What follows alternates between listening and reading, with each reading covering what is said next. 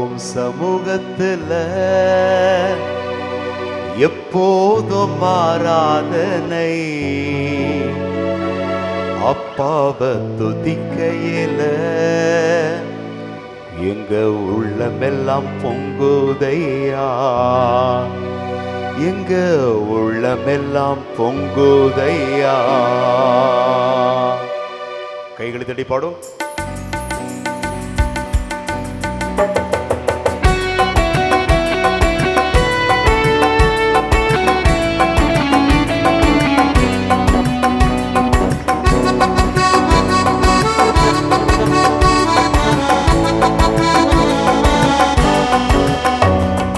அப்பாவும் சமூகத்துல எப்போதும் ஆராதனை. அப்பாவை துதிக்கையில எங்க உள்ளமெல்லாம் பொங்குதையா, எங்க உள்ளமெல்லாம் பொங்குதையா. அப்பாவும் சமூகத்துல எப்போதும் ஆராதனை.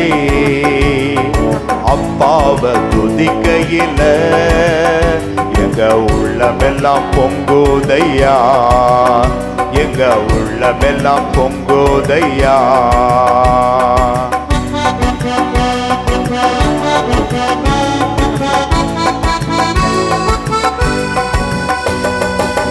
தாயை போல தேற்றுகிறேன், தகப்பனை போல சுமக்கின்றே.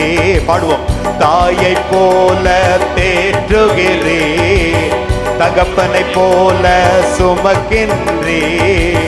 சோதனை வருகின்ற நேரமெல்லாம் தாங்கி எங்களை நடத்துகிறீர். சோதனை வருகின்ற நேரமெல்லாம் தாங்கி எங்களை நடத்துகிறீர், தாங்கி எங்களை நடத்துகிறீர், தாங்கி எங்களை நடத்துகிறீர். அப்பாவும் சமூகத்துல எப்போதும் ஆராதனை. அப்பாவை துதிக்கையில எங்க உள்ளமெல்லாம் பொங்குதையா, எங்க உள்ளமெல்லாம் பொங்குதையா. அப்பாவும் சமூகத்துல எப்போதும் ஆராதனை. அப்பாவை துதிக்கையில எங்க உள்ளமெல்லாம் பொங்குதையா, எங்க உள்ளமெல்லாம் பொங்குதையா.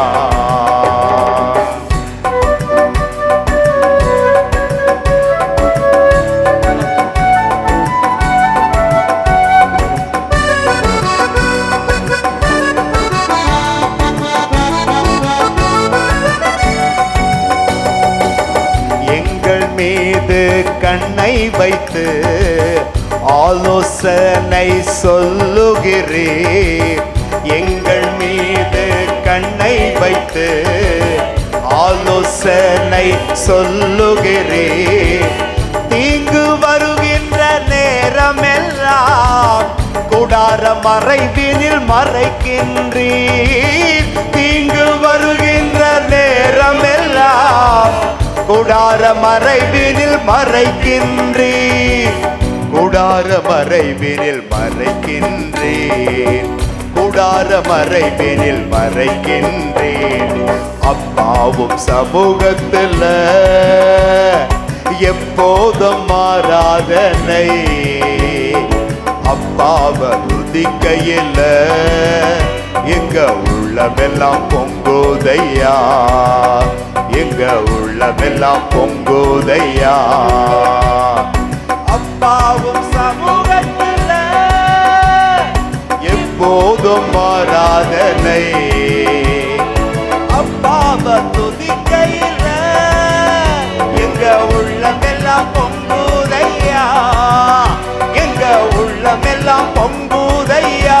கைகளை மேலே உயர்த்தி ஆராதனை உமக்கே, ஆராதனை உமக்கே, ஆராதனை உமக்கே, ஆராதனை உமக்கே. சத்தம் உயர்த்தி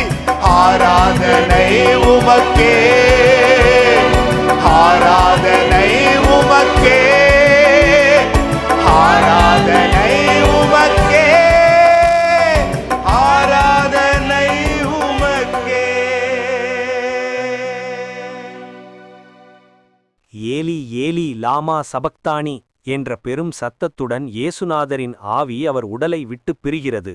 இயேசுவின் சீடரும் பெரும் செல்வந்தருமான அரிமத்தியா ஊரைச் சேர்ந்த யோசப் என்பவர் ஆளுநர் பிலாத்துவிடம் சென்று இயேசுவின் உடலை அடக்கம் செய்வதற்காக கொடுத்துவிடுங்கள் என்று கேட்டுக்கொண்டார். அதை ஏற்றுக்கொண்ட பிலாத்து உடலை யோசப்பு வசமே கொடுக்கும்படி உத்தரவிட்டான்.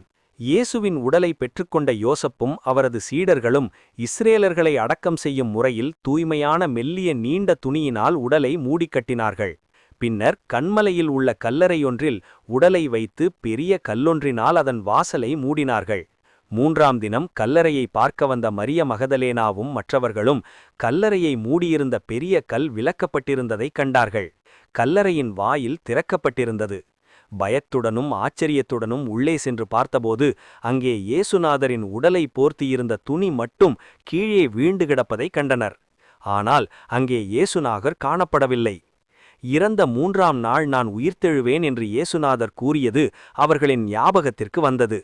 அப்போது அங்கு தோன்றிய இறைதூதன் ஒருவன் இயேசுநாதர் உயிர்த்தெழுந்து விட்டார் என்ற நற்செய்தியை அவர்களுக்கு அறிவித்தான். புதிய ஏற்பாடானது இயேசுநாதரின் உயிர்த்தெழுதலுக்குப் பின்னர் சீடர்களுடன் சிலகாலம் அவர் இருந்ததையும் அவர் பரலோகத்துக்குச் சென்றதையும் சீடர்களுக்கிடையே நடந்த சம்பவங்களையும் சொன்னதேயொழிய இயேசுநாதரின் இறந்த உடலை போர்த்த பயன்படுத்தப்பட்ட அந்த துணியை பற்றி எதுவுமே சொல்லவில்லை. அதற்கு பின்னர் அந்த துணிக்கு என்ன நடந்தது, அதை யாராவது கல்லறையிலிருந்து பாதுகாப்பாக எடுத்துச் சென்றார்களா என்னும் தகவல் வரலாற்றில் எங்கும் பதிவு செய்யப்படவில்லை. ஆனால் அந்த துணி பின்னாட்களில் வரலாற்றின் மிகப்பெரிய அதிசயத்துக்கு அத்திவாரமாகப் போகிறது என்று யாருக்கும் அப்போது தெரிந்திருக்கவில்லை. பல நூற்றாண்டுகளுக்குப் பின்னர் நம்பவே முடியாத சாட்சியாக அறிவியலையே திணறடிக்கப் போகின்றது அந்த துணி என்று யாரும் அறிந்திருக்கவும் இல்லை. கிட்டத்தட்ட 1350 ஆண்டுகளின் பின்னர், அதாவது கிபி 1357ஆம் ஆண்டளவுகளில் பிரான்ஸ் நாட்டின் லிரே நகரத்தில் இறந்த உடலை மூடி வைத்த நீண்ட துணியொன்று அழகிய பெட்டியொன்றினுள் புனிதமான பொருளாக பாதுகாக்கப்பட்டு வந்ததாக சரித்திர குறிப்புகள் சொல்கின்றன. அரசர்களின் கொண்டாட்டங்களிலும் தேவாலயங்களில் நடைபெறும் புனித விழாக்களிலும் அந்த துணிக்கு முக்கியமிடமளிக்கப்பட்டு மரியாதை செய்யப்பட்டு வந்ததாகவும் குறிப்புகள் சொல்கின்றன.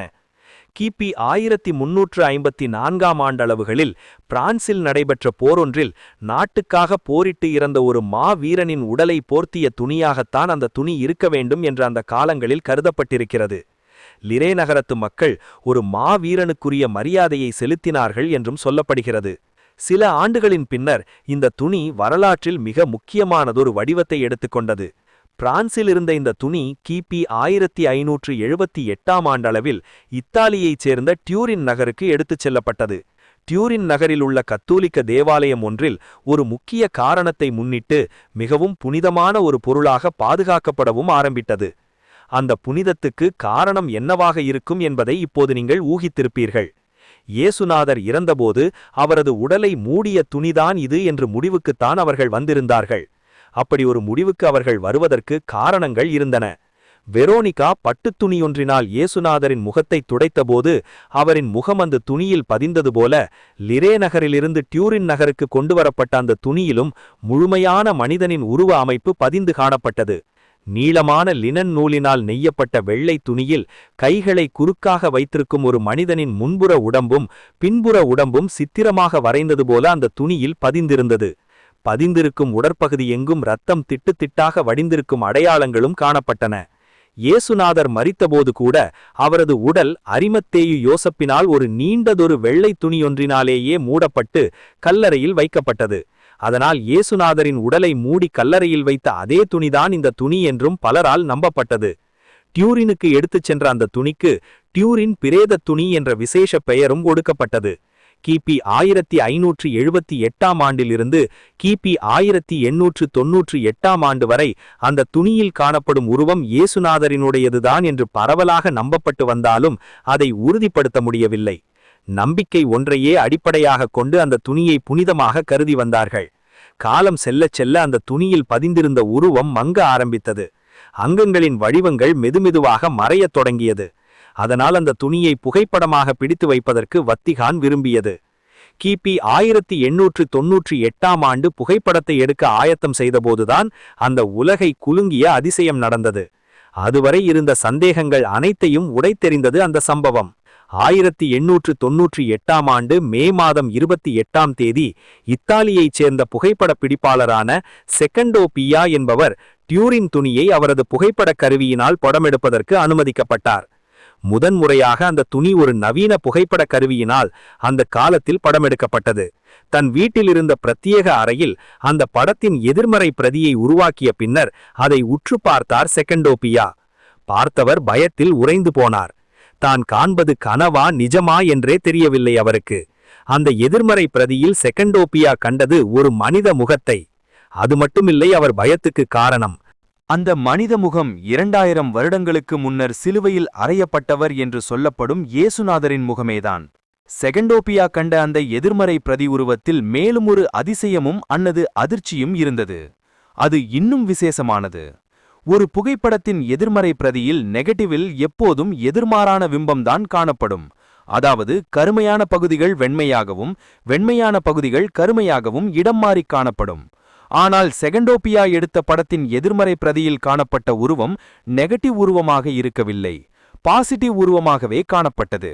அதாவது சாதாரணமான ஒரு புகைப்படம் போல இருந்தது. செகண்டோபியா எடுத்த படத்தின் நெகட்டிவே பாசிட்டிவாக இருந்தது. நம்பவே முடியாத ஆச்சரியம் இது. இப்படி இருப்பதற்கு ஒரே ஒரு காரணம்தான் இருக்க முடியும். எந்த துணியை செகண்டோபியா படமெடுத்தாரோ அந்த துணியில் இருந்த உருவம் ஏற்கனவே நெகட்டிவாகவே அந்த துணியில் பதிந்திருக்க வேண்டும். நெகட்டிவ் உருவம் ஒன்றை புகைப்படக் கருவியினால் படமெடுத்து அதன் நெகட்டிவை பார்த்தால் மட்டுமே பாசிட்டிவாக தோன்றும். அப்படியென்றால் அந்த துணியில் உள்ள உருவம் எப்படி எதிர்மறை பிம்பமாக பதிந்தது? இந்த சம்பவம் அறிவியல் ரீதியாக ஒரு குழப்பத்தையே ஏற்படுத்தியது. இதை மேலும் தொடர்வதற்கு முன்னர் சில விஷயங்களை நாம் பார்க்கலாம். ஆன்மீகவாதிகள் நம்பிக்கை என்னும் தளத்தில் இயங்கிக் கொண்டிருப்பவர்கள். அதனால் எதையும் பரிசோதனை செய்து பார்க்க வேண்டிய கட்டாயங்களோ நிர்பந்தங்களோ அவர்களுக்கு ஏற்படுவதில்லை. நம்பிக்கை என்ற ஒன்றே அவர்களை வழிநடத்திச் செல்லும். ஆனால் கடவுள் மறுப்பாளர்களுக்கும் அறிவியலாளர்களுக்கும் நம்பிக்கையின் அடிப்படையில் சொல்லப்படுபவைகளுக்கான ஆதாரம் எப்போதும் தேவைப்படுகிறது.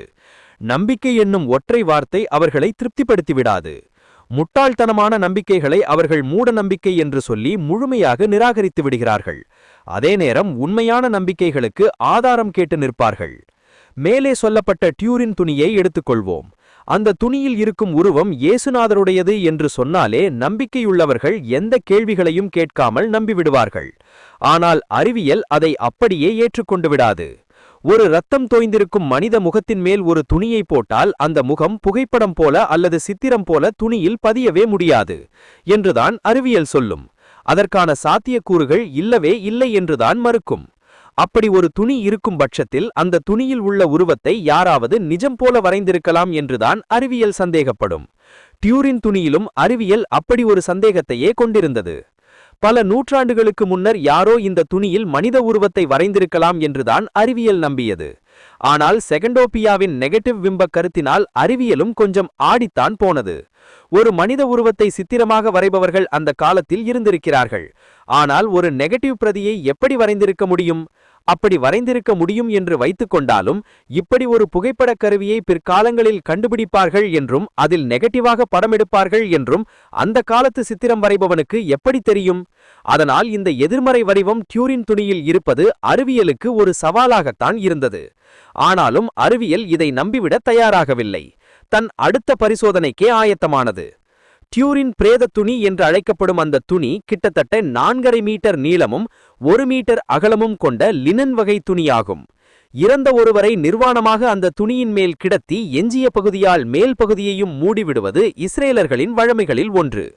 அதனால் இறந்த உடலின் பின்கால்களிலிருந்து முதுகு பகுதி முதல் மார்பு முன்கால்கள் வரை முழுவதுமாக அந்த துணியினால் மூடுவார்கள். இயேசுவின் உடலையும் அதே விதமாகவே மூடி கல்லறையில் அடைத்தார்கள் என்று நம்பப்படுகிறது. அந்த 2 மீட்டர் நீளமுள்ள துணியில் இயேசுவின் பின்பகுதியும் முன்பகுதியும் டியூரின் துணியில் பதிந்துள்ளதாக நம்புகிறார்கள். அந்த துணியில் காணப்படும் உருவத்தின் கைகள் இரண்டும் நீட்டிய நிலையில் ஒன்றின் மேல் ஒன்றாக கைகள் வைக்கப்பட்டபடி இருக்கிறது. அந்த உருவத்தின் முகப்பகுதியிலும் மணிக்கட்டு பகுதியிலும் மார்பு பகுதியிலும் இரத்தம் வழிந்த அடையாளங்கள் சிவப்பு திட்டுகளாக காணப்படுகின்றன. இந்த அடையாளங்கள் அனைத்துமே இயேசுநாதருக்கு பொருந்துவதாக இருக்கின்றன. அத்துடன் செகண்டோபியா எடுத்த படத்தின் நெகட்டிவில் தெரியும் உருவத்தில் இருக்கும் தாடியும் நீண்ட தலைமுடியும் இயேசுநாதரின் தோற்றத்தையே ஒத்திருக்கின்றன. இவையெல்லாம் சேர்ந்து அந்த துணிக்கு மறுக்கவே முடியாத புனிதத்தன்மையையும் அற்புதத்தன்மையையும் வழங்குவதால் ஆன்மீகவாதிகளின் கொண்டாட்டத்திற்கு அடையாளமாக அது கருதப்படுகிறது. ஆனாலும் அறிவியல் ரீதியாக எதிர்ப்பு குரல்களும் எழாமலும் இல்லை. அந்த துணியை கார்பன் தேதி பரிசோதனைக்கு கேட்டபோது வத்திக்கான் அதற்கு மறுப்பு எதுவும் தெரிவிக்கவில்லை, அனுமதி அளித்தது. அதனால் அந்த துணியின் கீழ் மூலையில் சிறியதொரு பகுதி வெட்டி எடுக்கப்பட்டு கார்பன் தேதி பரிசோதனையும் நடைபெற்றது. பரிசோதனையின் முடிவும் அதன் தொடர் சம்பவங்களும் ஆச்சரியமானதாகவே இருந்தது. சிலுவையில் அறையப்பட்ட இயேசுநாதரின் உயிர் பிரிந்துவிட்டது அறிந்த அரிமதியா ஊரை சேர்ந்த யோசேப் என்பவர் அவரது உடலை பெற்றுக்கொண்டு கல்லறையில் வைக்க ஆயத்தம் செய்தார். இஸ்ரேலர்களின் வழமைகளில் இயேசுவின் உடல் பின்புறமிருந்து முன்புறம் வரை, காலிலிருந்து தலைவரை நீள துணி ஒன்றினால் போர்த்தப்பட்டு சுற்ற கட்டப்பட்டது. அது மட்டுமில்லாமல் தலைப்பகுதி வேறொரு சிறிய தனி துணி ஒன்றினாலும் சுற்ற கட்டப்பட்டது. அதன் பின்னர் இயேசுவின் உடல் கல்லறையில் வைத்து மூடப்பட்டது. 3 நாட்களின் பின்னர் சீடர்கள் வந்து பார்த்தபோது கல்லறையில் இயேசுநாதர் காணவில்லை. ஆனால் தலையில் கட்டப்பட்டிருந்த சிறிய துணி மடிக்கப்பட்ட நிலையில் அங்கு வைக்கப்பட்டிருந்தது. உடலை மூடிக்கட்டியிருந்த நீளமான துணி அப்படியே போடப்பட்ட நிலையில் காணப்பட்டது. இந்த 2 துணிகள் பற்றிய பதிவுகள் புதிய ஏற்பாட்டில் காணப்படுகின்றன. தலையில் கட்டப்பட்ட துணி இயேசுவின் முகத்துணி என்றும் சுடாரியம் கிறிஸ்து என்ற விசேஷ பெயருடனும் அழைக்கப்படுகிறது. இங்கு ஒன்றை கவனத்தில் எடுக்க வேண்டும். கடந்த பகுதியில் சொல்லப்பட்ட வெரோனிகாவின் முக்காடும் சுடாரியம் என்றே அழைக்கப்பட்டது. அதையும் இதையும் பலர் குழப்பிக் கொள்வதுண்டு.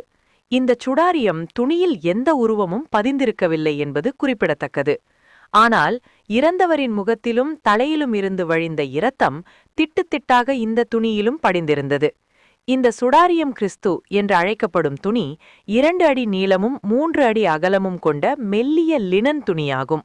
இது தற்சமயம் வடக்கு ஸ்பெயினில் உள்ள சான் சால்வடோர் தேவாலயத்தில் பாதுகாக்கப்பட்டு வருகிறது. இயேசுநாதரின் இறப்பில் மொத்தமாக 3 துணிகள் சம்பந்தப்பட்டிருக்கின்றன. வெரோனிகாவின் முக்காடு, சுடாரியம் கிறிஸ்து, டூரின் துணி என்பவைதான் அவை. இன்று பலரையும் குழப்பத்தில் வைத்துக் கொண்டிருப்பது டூரின் துணியாகும். இந்த துணியில் காணப்பட்ட உருவம் விஞ்ஞானிகளையே மிரள வைத்திருக்கிறது. கிறிஸ்துவுக்கு பின் 1357ஆம் ஆண்டு வரை இந்த துணி பற்றி யாருக்கும் எதுவும் தெரிந்திருக்கவில்லை. அதன் பின்னர் மெல்ல வரலாற்றில் காலடி எடுத்து வைத்திருக்கிறது. இந்த துணி அறிவியல் ரீதியான அடையாளத்தை எடுத்தது 1898ஆம் ஆண்டில்தான். செகண்டோ பியா என்னும் படப்பிடிப்பாளர் எடுத்த படம்தான் முதலாக அறிவியல் உலகத்துக்கு இந்த துணியை கொண்டு வந்து நிறுத்தியது. இது பற்றி விவரமாக கடந்த பகுதியில் சொல்லியிருக்கிறேன். அதன் பின்னர் 1970ஆம் ஆண்டில் விஞ்ஞானிகளின் குழு ஒன்று இந்த துணியை ஆராய்வதற்கான அனுமதியை வத்திக்கானிடம் கேட்டிருந்தது. வத்திக்கானும் அதற்கு அனுமதி அளித்தது. இதுவே இந்த துணியின் மர்மத்தை வெளியுலகுக்கு கொண்டு வர திறக்கப்பட்ட 2வது கதவாக இருந்தது. பல நாடுகளிலிருந்து ஒன்று கூடிய ஆராய்ச்சியாளர்களும் விஞ்ஞானிகளும் கிட்டத்தட்ட 40 பேர் கொண்ட குழு ஒன்றை அமைத்தார்கள். அந்த குழு STURP என்று அழைக்கப்பட்டது. இந்த குழுவில் இருந்தவர்களில் பெரும்பான்மையானவர்களுக்கும் கத்தோலிக்க மதத்திற்கும் எந்தவித சம்பந்தமும் இல்லாமல் இருந்தது. அதில் பலர் இறை மறுப்பு கொள்கையுடையவர்களாகவும் இருந்தனர். பலரால் நம்பிக்கையான குழுவென்றே ஏற்றுக்கொள்ளப்பட்டனர். $2 மில்லியன் செலவிலான கருவிகளை கொண்டு இக்குழுவினால் செய்யப்பட்ட ஆராய்ச்சியின் முடிவுகள் பல அதிர்ச்சி வகையானவை, நம்ப முடியாதவை.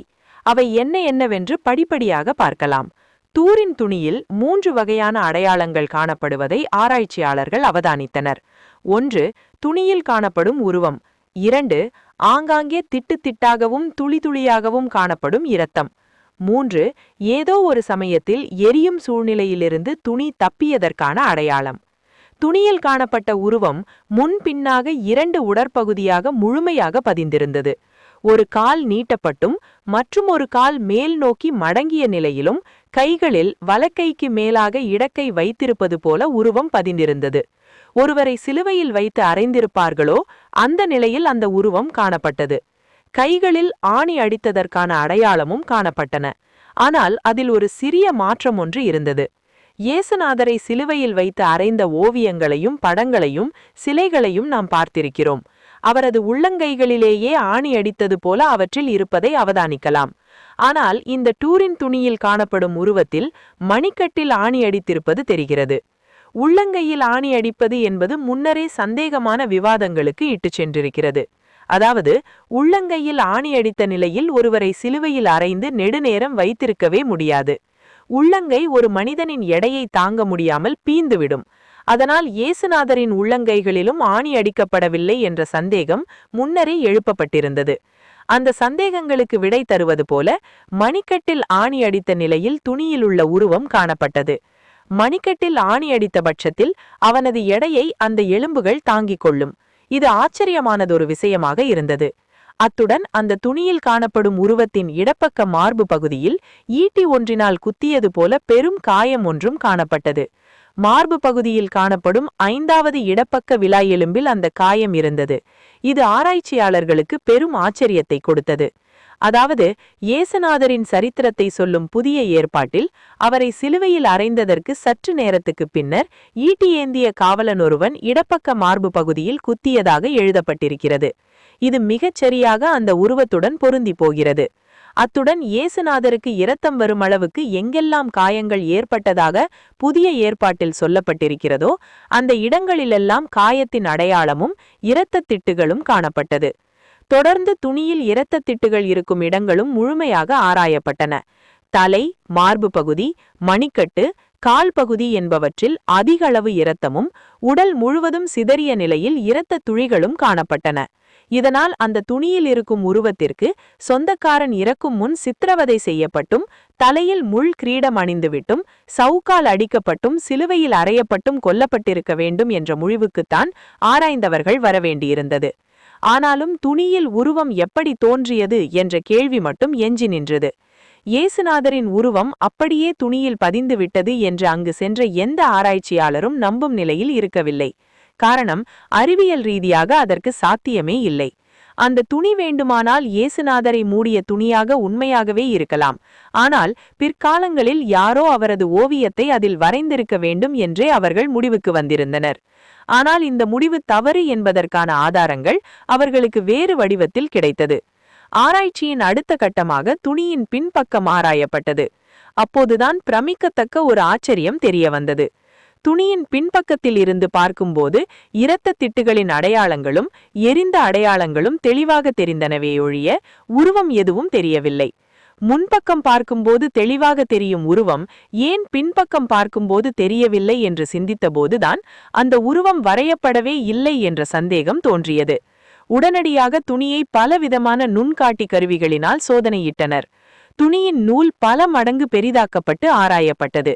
அதன் மூலம் நூலில் ஓவியத்துக்கான மை எதுவுமே கிடையாது என்று திடமாக தெரிந்தது. இரத்தம் துணியில் நூலில் நன்கு படிந்திருந்தது. ஆனால் உருவம் துணியின் மேல் பகுதியில் மட்டும் காணப்பட்டது. அந்த துணியில் உள்ள நூல்களில் உருவம் பதிந்திருந்த இடங்களில் எந்தவித ரசாயன மாற்றங்களும் நிகழ்ந்திருக்கவில்லை. அப்படியென்றால் அந்த உருவம் எதனால் உருவாக்கப்பட்டிருக்கிறது என்னும் கேள்விக்கான விடை தெரியவில்லை. அதிசயம் அல்லது அற்புதம் என்பதை நம்பாதவர்களும் அதை நம்பும் நிலைக்கு வந்துவிடுவார்களோ என்று தோன்றியது. எப்படி பார்த்தாலும் அதை இயேசுநாதருடைய துணி அல்ல என்று மறுப்பதற்கு எந்த சான்றும் கிடைக்கவில்லை. புற ஊதாக்கதிர் ஒளியை துணியின் மேல்புறம் செலுத்தியும் பார்த்தனர். அப்போது இன்னும் ஒரு ஆச்சரியமும் காத்திருந்தது. புற ஊதாக்கதிர்களின் ஒளியில் இரத்தமும் எரிந்த கோடுகளும் மட்டுமே தெரிந்தன. உருவம் தெரியவே இல்லை. தலையை சுற்றியது அவர்களுக்கு. அந்த உருவம் என்ன வகையாக அந்த துணியில் பதிந்தது என்று எந்த முடிவுக்கும் வர முடியவில்லை. இறுதியாக செய்து பார்த்துவிட வேண்டிய பரிசோதனையாக எஞ்சியிருந்தது ஒன்றே ஒன்றுதான். அந்த பரிசோதனைதான் கார்பன் தேதி பரிசோதனை. கார்பன் தேதி பரிசோதனைக்காக டூரின் துணியில் சிறு பகுதியை வெட்டி எடுக்க வேண்டியிருந்தது. அதில் பலருக்கு ஆரம்பத்தில் சம்மதம் இருக்கவில்லை. பின்னர் ஒருவாறு இந்த உண்மையை கண்டுபிடித்தே தீர வேண்டும் என்பதற்காக அந்த துணியின் மேல் பக்க மூலையில் ஒரு சிறிய துண்டை வெட்டி எடுக்க சம்மதித்தார்கள். கார்பன் தேதி பரிசோதனையின் முடிவு மட்டும் 2000 ஆண்டுகளுக்கு முன்னால் உள்ள துணிதான் என்று வந்துவிட்டால் பொருந்தாமல் இருந்த அனைத்து கட்டங்களும் மிகச்சரியாக அந்தந்த இடங்களில் பொருந்திவிடும். இந்த துணி இயேசுநாதரினுடையதுதான் என்பதில் மாற்று கருத்தே இல்லாமல் போய்விடும். அதனால் இந்த கார்பன் தேதி பரிசோதனையின் முடிவை பலர் ஆவலுடன் காத்திருந்தனர். இறுதியில் முடிவும் வந்தது. ஆனால் வந்த முடிவு பலரை ஏமாற்றத்துக்கு கொண்டு சென்றது. கார்பன் தேதி பரிசோதனையின் முடிவு மிக தெளிவாகச் சொன்னது, அந்த டூரின் துணி கிபி 1260ஆம் ஆண்டிலிருந்து கிபி 1390 ஆண்டு வரையிலான காலகட்டங்களில் உருவாக்கப்பட்டது. அதாவது பிரான்ஸ் நாட்டின் லிரே நகரில் இந்த துணி இருந்த காலகட்டம் இந்த கார்பன் தேதி பரிசோதனையுடன் 100% ஒத்துப்போனது. பிரான்ஸ் நாட்டை காத்த மாவீரன் ஒருவனின் உடலை போர்த்திய துணிதான் இதுவென முன்னரே பலருக்கு சந்தேகமிருந்து வந்தது. அந்த சந்தேகத்தை கார்பன் தேதி பரிசோதனை தீர்த்து வைத்தது. அதுவரை டூரின் துணி இயேசுநாதருடையதுதான் என்பதற்கான சான்றுகள் அனைத்தும் சரியாக அமைந்திருந்தன. அதனால் முழுமையான நம்பிக்கையுடன் இருந்த கத்தோலிக்க மக்கள் மிகவும் ஏமாற்றத்துக்குள்ளானார்கள். இதற்கு எதிரானவர்கள் போலியை வைத்து இதுவரை மக்களை ஏமாற்றியிருக்கிறார்கள் என்று உலகமெங்கும் பேச ஆரம்பித்தனர். டூரின் துணி போலியானது என்று முடிவு செய்யப்பட்டு அதை பற்றி பேசி வந்தவர்களெல்லாம் சில காலங்களின் பின்னர் மெல்ல மெல்ல அதை மறக்கவும் ஆரம்பித்தனர். இனி என்ன விஷயம், அத்துடன் முடிந்து போனது என்றுதான் அனைவரும் நினைத்தனர். ஆனால் பல ஆண்டுகளின் பின்னர் வைத்தியசாலையில் தாதியாக பணிபுரிந்த சூ பென்ஃபோர்ட் என்னும் பெண்மணி மூலம் ஒரு புதிய திருப்பம் ஏற்பட்டது. சூ பென்ஃபோர்ட்டுக்கு டூரின் துணி சம்பந்தமாக ஒரு சந்தேகம் தோன்றியது. டூரின் துணியில் படங்களை பலவிதமாக வைத்து ஆராய்ந்து பார்த்த அவருக்கு திடீரென மூளையில் ஒரு மின்னல் தோன்றி மறைந்தது. அட, விஷயம் இதுதான் என்று முடிவுக்கு வந்த அவர் உடனடியாக கார்பன் தேதி பரிசோதனை செய்த ஆராய்ச்சியாளர்களுக்கு எதிரான அறிக்கை ஒன்றை சமர்ப்பித்தார். அந்த அறிக்கையில் அவர் சொல்லியிருந்தது இதுதான்: டூரின் துணியானது பல ஆண்டுகாலம் பலரின் கைகளுக்கு மாறி இறுதியாக லிரே நகரை வந்தடைந்திருக்கிறது. இந்த காலகட்டங்களில் அந்த துணியானது ஒரு தீ விபத்தொன்றிலும் அகப்பட்டிருக்கிறது. அதனால் அந்த துணியை பாதுகாக்க விரும்பியவர்கள் அதன் கரையோர பகுதிகளுக்கு வேறு ஒரு துணியை நீளமாக வைத்து தைத்திருக்கின்றனர். அப்படி அவர்கள் தைத்திருந்த துணியையே கார்பன் தேதி பரிசோதனைக்கு வெட்டி எடுத்திருக்கிறார்கள். உண்மையான துணி வெட்டப்படவே இல்லை. சூ பென்ஃபோர்ட் அவர்களின் இந்த புரட்சிகரமான கருத்து சோர்ந்து போனவர்களுக்கு ஊக்க மருந்தாக தொழிற்பட்டது. உடனடியாக அவர் சொன்னதை ஆராய்ந்து பார்த்தார்கள். அவர் சொன்னது 100% உண்மை என்று உறுதியானது. டூரின் துணியின் பாதுகாப்பு கருதி சில நூற்றாண்டுகளுக்கு முன்னர் அதன் கரையோர பகுதிகளுக்கு வேறு துணி சேர்த்து வைத்து தைக்கப்பட்டது உறுதியானது. மிகவும் நவீன அறிவியல் கருவிகளின் மூலம் பல விதங்களில் ஆராய்ந்தார்கள். கார்பன் தேதி பரிசோதனை செய்தவர்கள் கூட தங்கள் தவறை ஒத்துக்கொண்டனர். தவறு கார்பன் தேதி பரிசோதனையில் இருக்கவில்லை, அந்த சோதனைக்கு கொடுக்கப்பட்ட துண்டில் இருந்தது. டூரின் துணி மீண்டும் அனைவரின் பேசுபொருளானது. முன்னரை விட அதில் அதிக நம்பிக்கையும் பலருக்கு துளிர்விடத் தொடங்கியது. ஆராய்ச்சியாளர்களால் முன்னர் செய்த பரிசோதனைகளின் முடிவுகள் மீண்டும் ஆராயப்பட்டன. குறிப்பாக அதில் செய்யப்பட்ட ஒரு ஆராய்ச்சியின் முடிவு மிகப்பெரிய தாக்கத்தை ஏற்படுத்தியது. நாசா பயன்படுத்தும் VP8 இமேஜ் அனலைசர் என்னும் கருவியினால் டூரின் துணியில் எடுக்கப்பட்ட உருவத்தை படமெடுத்திருந்தனர். VP8 இமேஜ் அனலைசர் என்பது விண்வெளியில் இருந்து கொண்டு பூமியின் மேற்பரப்பை ஆராய்ச்சி செய்யும் ஒரு வகை படப்பிடிப்பு கருவி. நிலப்பரப்பின் முப்பரிமாணத்தை சரியாக கணித்து சொல்லும் கருவி அது. அந்த கருவியில் டூரின் உருவப்படத்தை வைத்து பார்க்கும்போது அதிர்ந்து போனார்கள். அதில் தெரிந்ததைக் கண்டு நாசாவினருக்கே தலை சுற்றத் தொடங்கியது. அதில் அப்படி தெரிந்தது என்ன தெரியுமா? இயேசுநாதர் என்று நம்பப்பட்ட அந்த முகம் முப்பரிமாண தோற்றத்துடன் அங்கு காணப்பட்டது. ஹோலோகிராமில் முப்பரிமாணத்தில் தெரிவது போல அந்த முகம் மேல் நோக்கியபடி எழுந்து முப்பரிமாணத்தில் காணப்பட்டது. என்ன நடக்கிறது என்று யாருக்கும் புரியவில்லை. நம்பவே முடியாத ஆச்சரியம் அது. ஆச்சரியமல்ல, அற்புதம். இந்த உருவம் நிச்சயமாக இயேசுநாதருடையதுதான் என்ற முடிவுக்கு சுலபமாக வரக்கூடியதாக இருந்தது. வியப்பின் மேல் வியப்பு கூடிக்கொண்டே சென்றது. அறிவியலின் அனைத்து கோணங்களும் அடைக்கப்பட்டு விஞ்ஞானிகளை திக்குமுக்காட வைத்தது. இந்த உலகத்தில் ஒரு துணி இவ்வளவு சர்ச்சைகளுக்கு உள்ளாகியிருக்குமென்றால் அது இத்தாலியில் டியூரின் நகரில் புனித ஜான் தேவாலயத்தில் வைக்கப்பட்டிருக்கும் இறந்தவர்களது உடலை அடக்கம் செய்யும்போது உடலை சுற்ற பயன்படுத்தப்படும் ஒரு பழைய சவப்போர்வைதான். 1578ஆம் ஆண்டிலிருந்து, அதாவது கடந்த 450 ஆண்டுகளாக ஒரு சிவப்பு பட்டுத்துணியில் சுற்றப்பட்டு வெள்ளி பேழையில் வைக்கப்பட்டிருக்கிறது. கிட்டத்தட்ட 14 அடி நீளமும் 3.5 அடி அகலமும் கொண்ட அந்த துணியில் அப்படி என்ன அதிசயமென்கிறீர்களா? அதில் ஒரு மனிதனின் முன்பக்க பின்பக்க உருவம் பதிந்திருக்கிறது. நீளமான ஒரு துணியில் ஒரு உடலை நீட்டுவாக்கில் படுக்க வைத்து அதே துணியின் மீத பகுதியால் அந்த உடம்பை தலையிலிருந்து போர்த்தினால் அந்த உருவத்தின் பதிவு அந்த துணியில் ஏற்பட்டால் எப்படி இருக்குமோ அது மாதிரியான தோற்றம் பதிந்திருக்கிறது. இதை வெறும் கண்களால் பார்க்கும்போது போட்டோ நெகட்டிவ் பிரதியில் எப்படி தெரியுமோ அப்படி தெரிகிறது. போட்டோ எடுத்து அதன் நெகட்டிவில் பார்த்தால் நிழல் போல உருவம் துல்லியமாக தெரிகிறது. இந்த துணிக்கும் அதில் பதிந்திருக்கும் உருவத்துக்கும் மட்டும் ஏன் இவ்வளவு முக்கியத்துவம் என்று இந்நேரம் ஊகித்திருப்பீர்களே. ஆம், இயேசுநாதர் சிலுவையில் அறைந்து கொல்லப்பட்ட பிறகு அவரது உடலை மூட பயன்பட்ட துணி என்றும் அதில் பதிந்துள்ள உருவம் சாக்ஷாத் இயேசுவினுடையதுதான் எனவும் நம்பப்படுவதால்தான் அதற்கு இத்தனை மவுசும், அது உண்மையா இல்லையா என்று தொடரும் மர்மமும். சரி, அது எப்படி அந்த உருவம் இயேசுவினுடையதுதான் என நம்ப என்ன ஆதாரம்? அந்த உடல் அந்த துணியில் சுற்றப்படுவதற்கு முன் மிகவும் சித்திரவதைக்குள்ளான அடையாளங்களும் இரத்த தடயங்களும் அதில் பதிந்துள்ள மாதிரி காட்சியளிக்கிறது.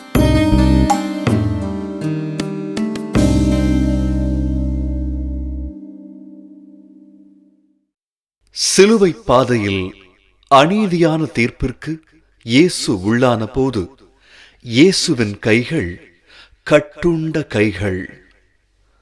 முதல் நிலை. இறை இயேசுவே, உம்மை ஆராதித்து வணங்கி உமக்கு நன்றியறிந்த புகழ் கூறுகின்றோம். ஏனெனில் உமது பாரமான சிலுவையை கொண்டு உலகத்தை மீட்டீரே. அநீத தீர்ப்பு வழங்கியும் தனக்கு எப்பொறுப்பும் இல்லை என்பதாக கழுவி நழுவும் பிலாத்துவின் கைகள். இறைமகனின் மீது விரல் சூட்டி பொய் தீர்ப்பிடும் குருக்கள், பரிசேயர், சதுசேயர் மற்றும் மறைநூல் வல்லுநர்களின் கைகள். இவனை சிலுவையில் அறையும் என கூச்சலிட்டு கைகளை உயர்த்தும் பொதுமக்கள். இத்தனை அநீத சூழலில் உதவியற்று இருக்கும் இயேசுவின் கட்டுண்ட கைகள். தற்காலத்தில் பெரும்பாலான அநீத சூழலில் கைகோர்த்து நிற்கும் நம் கைகள். அநீதி கண்டும் செய்வதறியாத நிலையில் இருக்கும் நம்மில் பலரின் கட்டுண்ட கைகள். ஜெபிப்போம். சிலுவை நாயகரே, உதவியற்ற நிலையில் இறை விருப்பத்தை நாடும் துணிவை தாரும். ஆமீன். எங்கள் பேரில் இரக்கமாயிரும் இறைவா, எங்கள் பேரில் இரக்கமாயிரும். கிறிஸ்துவுக்குள் இறந்தோர் இறைவனின் இரக்கத்தினால் நிலையான அமைதியில் இளைப்பாறுவார்களாக. ஆமென்.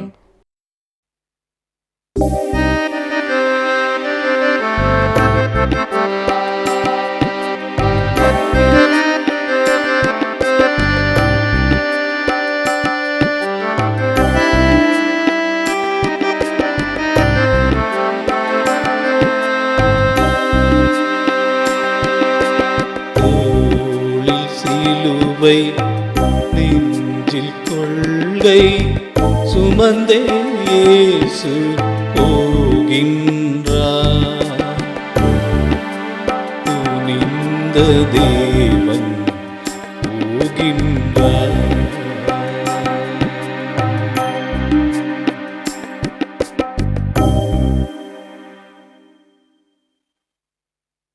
சிலுவை பாதையில் அநீத தீர்ப்பின் பயனாக இயேசுவின் தோள்மேல் பாரச் சிலுவை சுமத்தப்பட்ட போது இயேசுவின் கைகள் ஏற்கும் கைகள். இரண்டாம் நிலை. இறை இயேசுவே, உம்மை ஆராதித்து வணங்கி உமக்கு நன்றியறிந்த புகழ் கூறுகின்றோம். ஏனெனில் உமது பாரமான சிலுவையை கொண்டு உலகத்தை மீட்டீரே. இறை மகனுக்கா இந்த சிலுவை என்பது கூட தெரியாமல் பாரமான சிலுவையை செய்தது ஒரு ஏழை தச்சனின் கைகள்தான். இப்படிப்பட்ட ஏழையரின் நிறை வாழ்விற்காக தம்மையே அர்ப்பணித்த இயேசுவின் மேல் அதே பாரச் சிலுவை. அநியாயம் என தெரிந்தும் துன்பத்தின் வழிதான் மீட்பு என்பதை மெய்ப்பிக்க பாடுகளை ஏற்கிறது இயேசுவின் கைகள். நம் காலச் சூழலில் உழைப்பாளியின் வாழ்வு, அவர்களுக்கு அநீதி இழைக்கும் வர்க்கம், இவற்றை கண்டு ஊமையாகிப் போன வழக்கம் என அனைத்தையும் பார்த்து கொண்டு கண்களை மூடிக்கொள்வது நம் அனைவரின் கைகளே. ஜெபிப்போம். மீட்பரே இயேசுவே, பாடுகள் வழியே தீமையை வெல்லும் மனத்தெளிவை தாரும். ஆமேன்.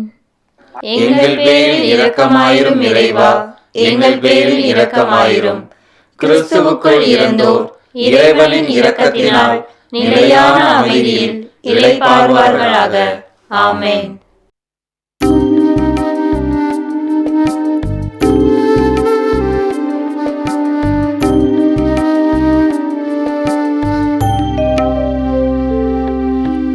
தோளில் சிலுவை நெஞ்சில் கொள்கை சுமந்தே இயேசு போகின்றார். துணிந்த தேவன் போகின்றார்.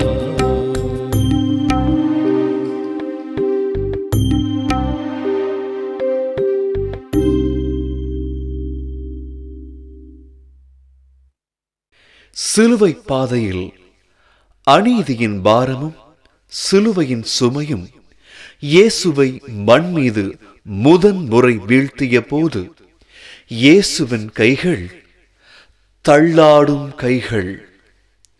மூன்றாம் நிலை. இறை இயேசுவே, உம்மை ஆராதித்து வணங்கி உமக்கு நன்றியறிந்த புகழ் கூறுகின்றோம். ஏனெனில் உமது பாரமான சிலுவையைக் கொண்டு உலகத்தை மீட்டீரே. சோர்ந்த இயேசுவின் முதுகில் சாட்டையால் அடிக்கும் படைவீரர் கைகளின் மிருகத்தனமான செயல்பாடு. சோர்வின் உச்சத்தில் தள்ளாடி மண்ணில் விழும் இயேசுவின் தள்ளாடும் கைகளின் தவிக்கும் நிலை.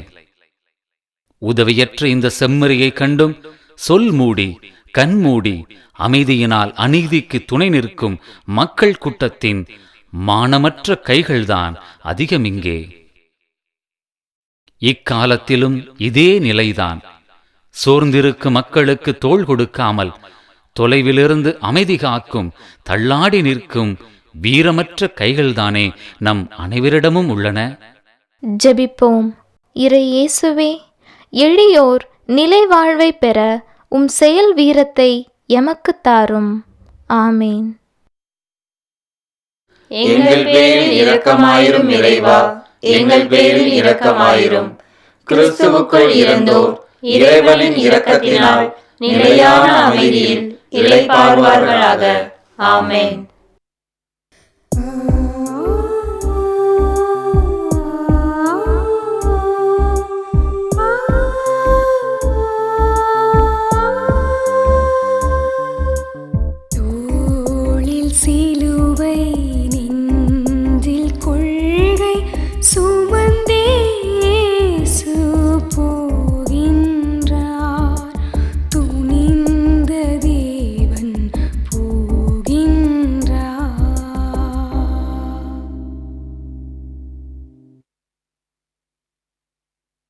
சிலுவை பாதையில் பகைமை சூழலில் ஆறுதல் தேடிய மனதிற்கு அன்னையின் ஆறுதல் கிடைத்தபோது இயேசுவின் கைகள் தேடும் கைகள். நான்காம் நிலை. இறை இயேசுவே, உம்மை ஆராதித்து வணங்கி உமக்கு நன்றியறிந்த புகழ் கூறுகின்றோம். ஏனெனில் உமது பாரமான சிலுவையைக் கொண்டு உலகத்தை மீட்டீரே. இயேசுவை குழந்தை பருவம் முதல் தாலாட்டி சீராட்டி வளர்த்தது இதே கைகளே. இறையாட்சி தத்துவங்களை இயேசுவிடம் வாழ்வாக்க வலிந்து உழைத்ததும் இந்த கைகள்தாமே. இயேசுவின் பணி முழுவதும் தாயாக அல்ல, தோழமையோடு தோள் கொடுத்ததும் இதே கைகளே.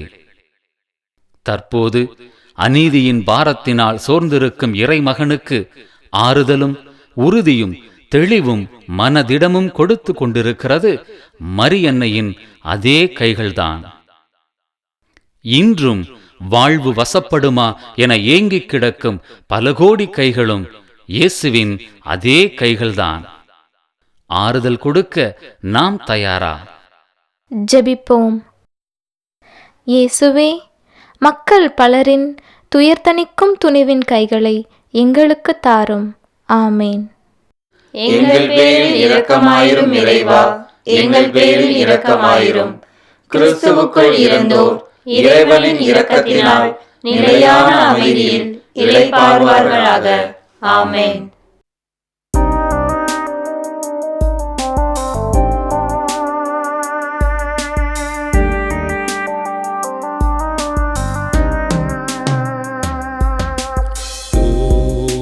சிலுவை நெஞ்சில் கொள்கை சுமந்தே இயேசு போகின்றார்.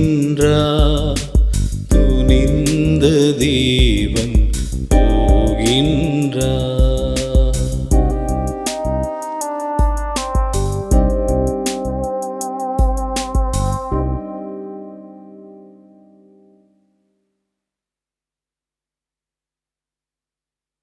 சிலுவை பாதையில் சீரேன் மூரானாகிய சீமோனின் உதவி கிட்டிய வேளையில் இயேசுவின் கைகள் இளைப்பாறும் கைகள்.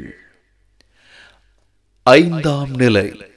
இறை இயேசுவே, உம்மை ஆராதித்து வணங்கி உமக்கு நன்றியறிந்த புகழ் கூறுகின்றோம்.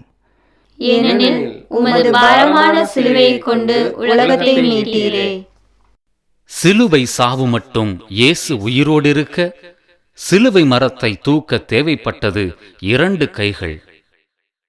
சிக்கின சீமோனுடைய கைகள். சிக்கலான நேரத்திலும் இறைமகனுக்கு தோள் கொடுக்கின்றன அவைகள். இயேசுவின் உயிரற்ற கைகளுக்கு அது இளைப்பாற்றி.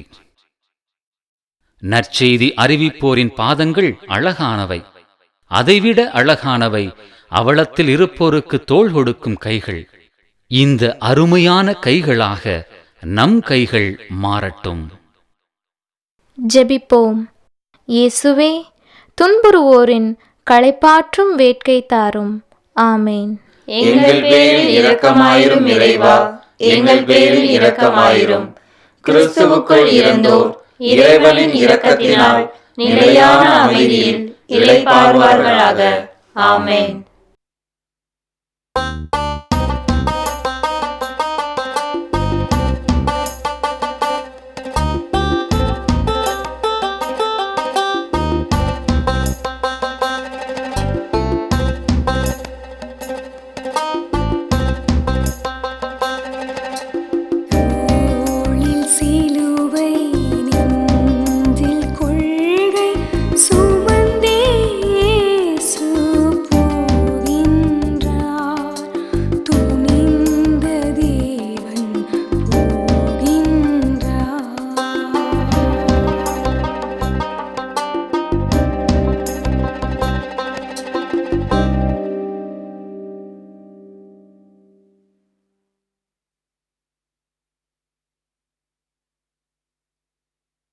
சிலுவை பாதையில் வெரோனிக்காளின் தொண்டிற்கு தன் முகத்தையே பரிசாக்கிய போது இயேசுவின் கைகள் கொடுக்கும் கைகள்.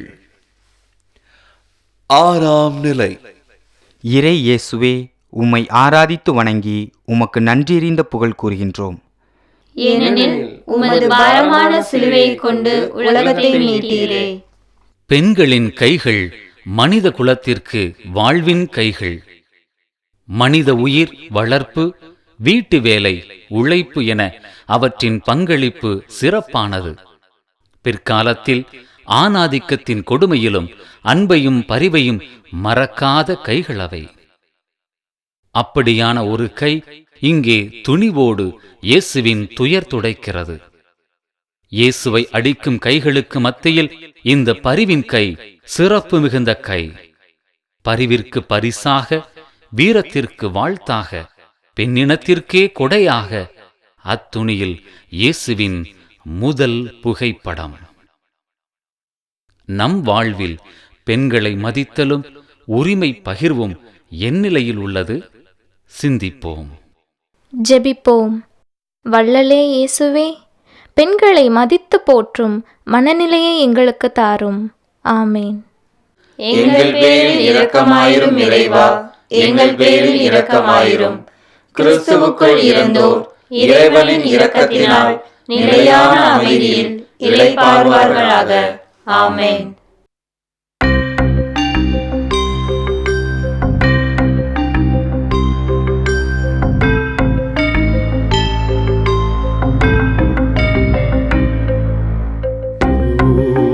சிலுவை நெஞ்சில் கொள்கை சுமந்தே இயேசு போகின்றார். துணிந்த தேவன் போகின்றார்.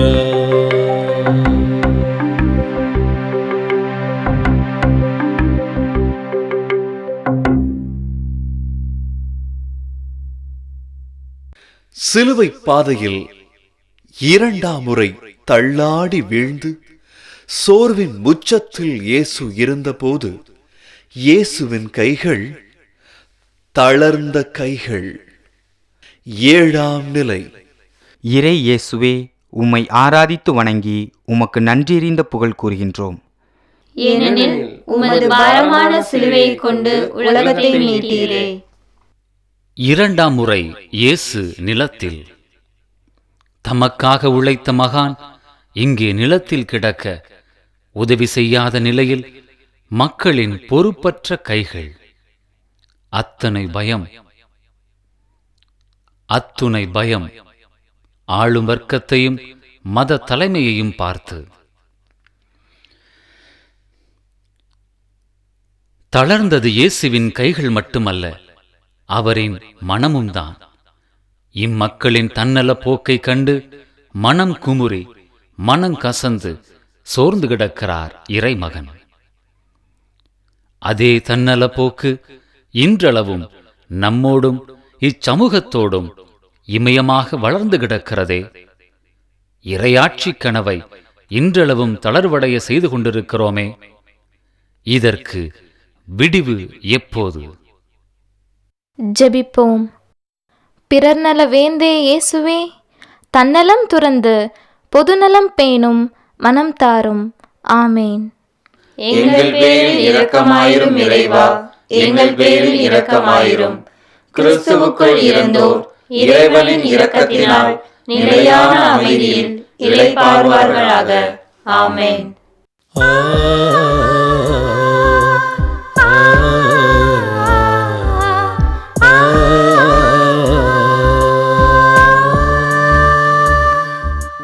தோளில் சிலுவை நெஞ்சில் கொள்கை சுமந்தே இயேசு போகின்றார்.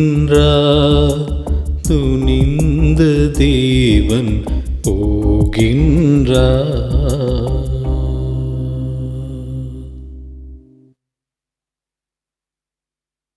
சிலுவை பாதையில் எனக்காக அல்ல, உங்களுக்காகவும் உங்கள் பிள்ளைகளுக்காகவும் அழுங்கள் என இயேசு அச்சமூகத்தின் அவலத்தை சுட்டிக்காட்டிய போது இயேசுவின் கைகள் உணர்த்தும் கைகள். 8ஆம் நிலை. இறை இயேசுவே, உம்மை ஆராதித்து வணங்கி உமக்கு நன்றியறிந்த புகழ் கூறுகின்றோம். ஏனெனில் உமது பாரமான சிலுவையை கொண்டு உலகத்தை மீட்டீரே. கண்ணீரை துடைத்து கொண்டிருந்த எருசலேம் பெண்களின் கைகளை சுய ஆய்வின் கைகளாக மாற்ற அழைப்பு விடுக்கிறார் இயேசு. மாற்றத்திற்கு உழைக்கும் கைகளாக்க பணிக்கிறார். நம் சமூகத்தின் தீமைகளையும் அவலங்களையும் கண்டு கலங்கி மட்டும் நின்று விடாமல் அதை கலக்கிவிடும் களமிறங்கும் கைகள் இன்றைய வாழ்வில் மிக தேவை.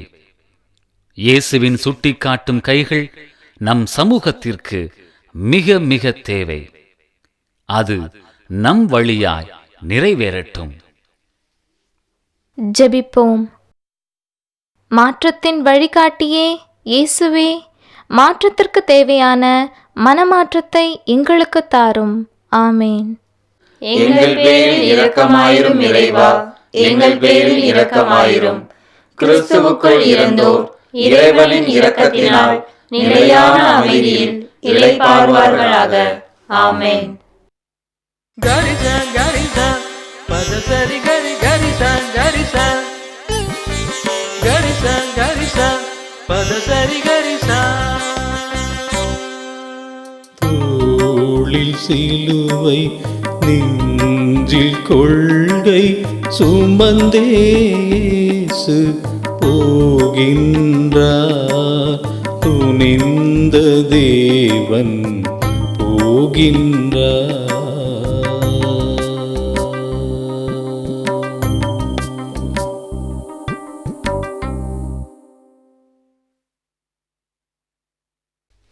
சிலுவை பாதையில் சோர்ந்தது போதும், சிலுவை சாவு வரை துணிந்து நட என இயேசு உறுதி கொண்டு எழுந்தபோது இயேசுவின் கைகள் எழும் கைகள்.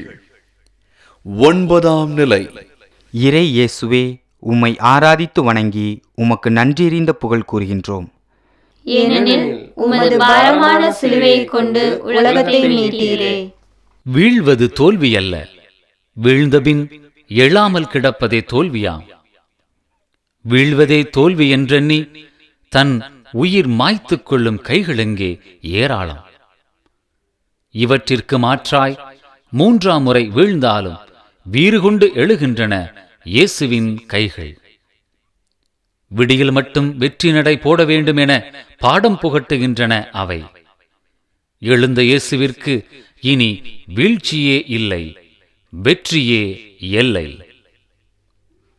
மீண்டும் மீண்டும் விரும்பியே விழுவதும், எழுவதற்கு எந்த முயற்சியும் செய்யாமல் வீழ்ந்தே கிடப்பதும் மனித பலவீனம் அல்ல, மாறாக கடவுளின் கொடையை ஏற்க மறுப்பது என்பதை உணர்ந்து கொள்வோம். ஜெபிப்போம். வெற்றியின் அரசே இயேசுவே, குறிக்கோள் வரை போராடும் மனத்துணிவை எங்களுக்கு தாரும். ஆமேன். எங்கள் பேரில் இரக்கமாயிரும் இறைவா, எங்கள் பேரில் இரக்கமாயிரும். கிறிஸ்துவுக்குள் இருந்தோர் இறைவனின் இரக்கத்தினால் நிலையான அமைதியில் இளைப்பாறுவார்களாக. ஆமென்.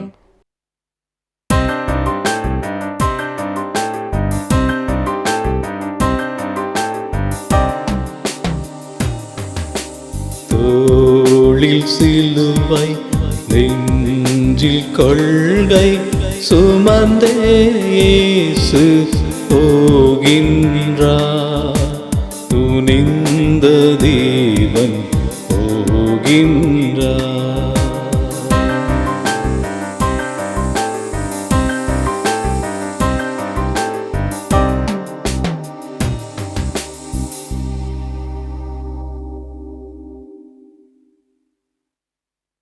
கல்வாரியில் இயேசுவின் உடைகளை உரிக்கும் வேளையில் இயேசுவின் கைகள் கையளிக்கும் கைகள்.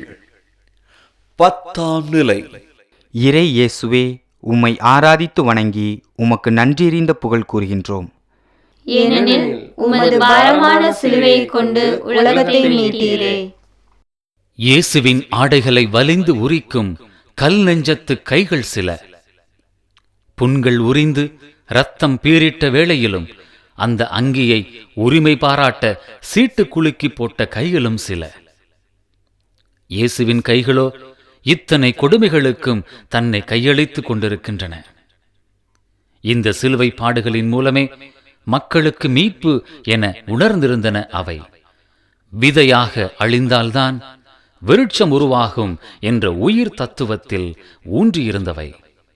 துன்பம் வேண்டாம், இன்பம் மட்டுமே போதும் என்றென்னும் நுகர்வு கலாச்சாரத்தின் கைகளுக்கு என்ன பதில் இருக்கிறது நம்மிடத்தில்? ஜெபிப்போம். பாடுகள் பட்ட இயேசுவே, துன்பத்திற்கு பிறகே மீட்பு என்பதை உணர்ந்து கொள்ளும் அருள் தாரும். ஆமேன். எங்கள் பேரில் இரக்கமாயிரும் இறைவா, எங்கள் பேரில் இரக்கமாயிரும். கிறிஸ்துவுக்குள் இருந்தோர் இறைவனின் இரக்கத்தினால் நிலையான அமைதியில் இளைப்பாறுவார்களாக. ஆமென்.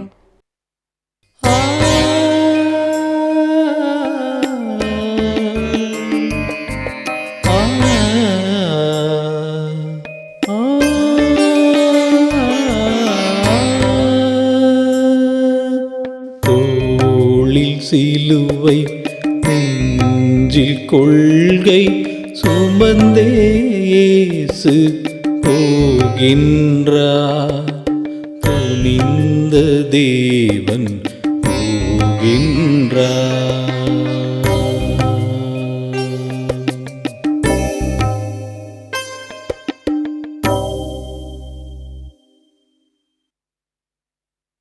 கல்வாரியில் சிலுவை மரத்தில் ஆணிகளால் அறையப்பட்ட போது இயேசுவின் கைகள் துளையுண்ட கைகள். 11ஆம் நிலை. இறை இயேசுவே, உம்மை ஆராதித்து வணங்கி உமக்கு நன்றியறிந்த புகழ் கூறுகின்றோம். ஏனெனில் உமது பாரமான சிலுவையை கொண்டு உலகத்தை மீட்டீரே. உண்மையை எடுத்துரைக்கும் இறைவாக்கினர்களுக்கு இந்நிலையே எக்காலத்திலும்.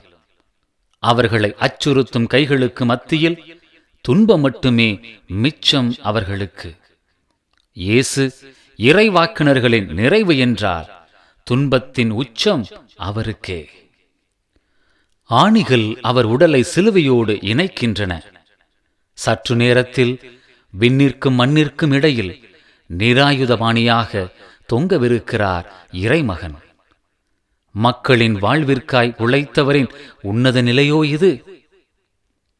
இறைவாக்குரைத்து எத்துணை துன்பங்கள் வந்தாலும் துணிவுடன் தொடர்ந்து செயல்பட நம்மில் எத்தனை பேருக்கு திராணி உண்டு? ஜெபிப்போம். இறைமகனே இயேசுவே, இறைவாக்கினர்களாக வாழ எங்களுக்கு வரம் தாரும். ஆமேன். எங்கள் பேரில் இரக்கமாயிரும் இறைவா, எங்கள் பேரில் இரக்கமாயிரும். கிறிஸ்துவுக்குள் இருந்தோர் இறைவனின் இரக்கத்தினால் நிலையான அமைதியில் இளைப்பாறுவார்களாக. ஆமென்.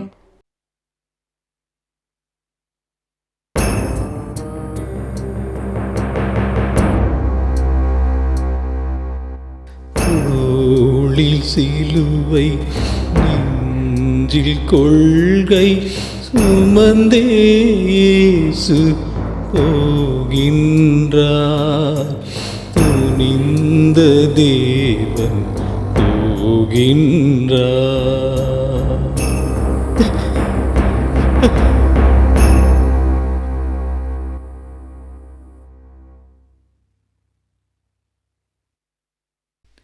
கல்வாரியில் சிலுவை மரத்தில் அந்தரத்தில் ஆணிகளின் துணையோடு மட்டும் இயேசு தொங்கிக் கொண்டிருந்த போது இயேசுவின் கைகள் அரசாட்சியின் கைகள்.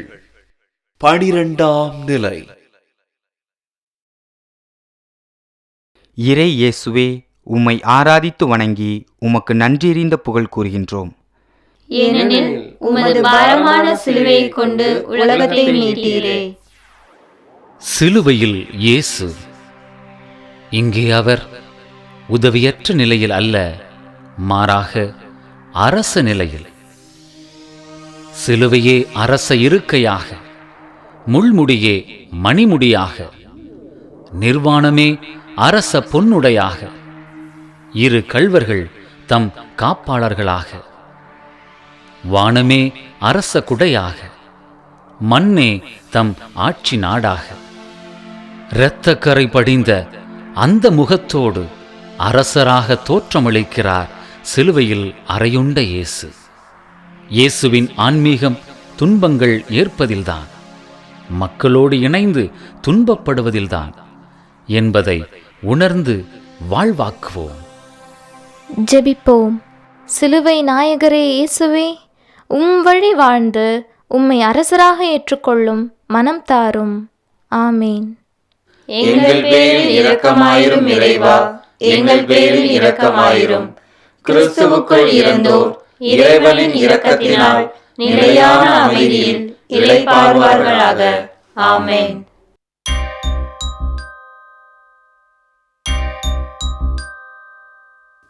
தோளில் சிலுவை நெஞ்சில் கொள்கை சுமந்தே இயேசு போகின்றார். துணிந்த தேவன் போகின்றார்.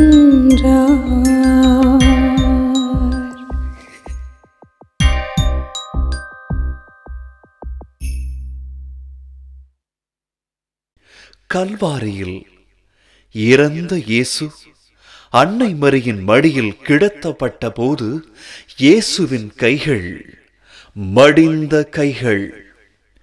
13ஆம் நிலை. இறை இயேசுவே, உம்மை ஆராதித்து வணங்கி உமக்கு நன்றியறிந்த புகழ் கூறுகின்றோம். ஏனெனில் உமது பாரமான சிலுவையை கொண்டு உலகத்தை மீட்டீரே. 2 உயிரிழந்த கைகள் இங்கே. ஒன்று இயேசுவின் கைகள் தாய்மடியில் மடிந்த கோலத்தில். ஓய்வற்ற பணியின் ஒப்பற்ற வெகுமதி இதுவோ? மற்றொன்று அன்னை மரியின் கைகள். தான் உயிருள்ளபோது தன் மகனை உயிரற்ற நிலையில் மடியில் தாங்குவது எத்துணை கொடுமை என்பதை அனுபவித்த அன்னையரிடம் கேட்டுப் பாருங்கள், புரியும். நம் கைகளின் நிலை எவ்வாறு? இறந்தவையாகவே இருந்து விடுகின்றனவோ? செயல் வீரமற்று முனைப்பற்று மடிந்த கைகளாகி விடுகின்றனவோ? ஜெபிப்போம். இறந்து வென்றவரே இயேசுவே, கடின உழைப்பால் உலகை மாற்றும் கருவிகளாக எம்மை மாற்றும். ஆமேன். எங்கள் பேரில் இரக்கமாயிரும் இறைவா, எங்கள் பேரில் இரக்கமாயிரும். கிறிஸ்துவுக்குள் இருந்தோர் இறைவனின் இரக்கத்தினால் நிலையான அமைதியில் இளைப்பாறுவார்களாக. ஆமென்.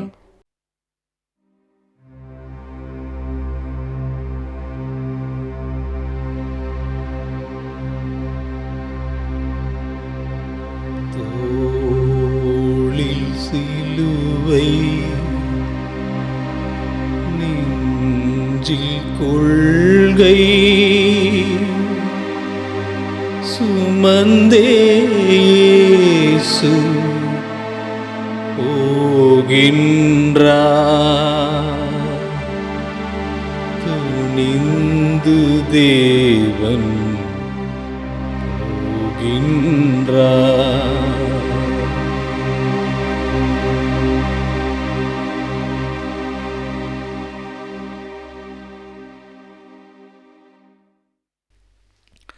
கல்லறையில் அது கூட தமக்கு சொந்தமில்லாத நிலையில் இறந்த இயேசு புதைக்கப்பட்ட போது இயேசுவின் கைகள் விதைக்கப்பட்ட கைகள். 14ஆம் நிலை. இறை இயேசுவே, உம்மை ஆராதித்து வணங்கி உமக்கு நன்றியறிந்த புகழ் கூறுகின்றோம். ஏனெனில் உமது பாரமான சிலுவையைக் கொண்டு உலகத்தை மீட்டீரே. கல்லறைக்குள் சென்றவர் வெளிவந்த வரலாறு இல்லையே. வரலாறு முதன்முறையாக லாசரின் உயிர்ப்பு நிகழ்வில் மாறியது. அன்று வானோக்கி உயர்த்தப்பட்டு இறைவேண்டல் செய்த இயேசுவின் கைகள் இங்கே அரிமத்தியா சூசை என்பவரின் கல்லறையில் புதைக்கப்படுகின்றன. கோதுமை மணி மண்ணில் வீழ்ந்து மடிவது பலன் கொடுப்பதற்காகவே. இயேசுவின் வாழ்விக்கும் கைகள் இங்கே புதைக்கப்படுவது விதைக்கப்படுவதே. நம் கைகளின் செயல்பாட்டில் அது விருட்சமாகவே. வீரம் விதைக்கப்பட்டால் துயரம் பொய்யாகும். இறை பணியாளர் புதைக்கப்பட்டால் இறையாட்சி மெய்யாகும். ஜெபிப்போம். இறைப்பணியாளரே இயேசுவே, விதையாகி உம்மோடு விருட்சமாக உம் குறிக்கோள் எமக்கு தாரும். ஆமேன். எங்கள் பேரில் இரக்கமாயிரும் இறைவா, எங்கள் பேரில் இரக்கமாயிரும். கிறிஸ்துவுக்குள் இறந்தோர் இறைவனின் இரக்கத்தினால் நிலையான அமைதியில் இளைப்பாறுவார்களாக. ஆமென்.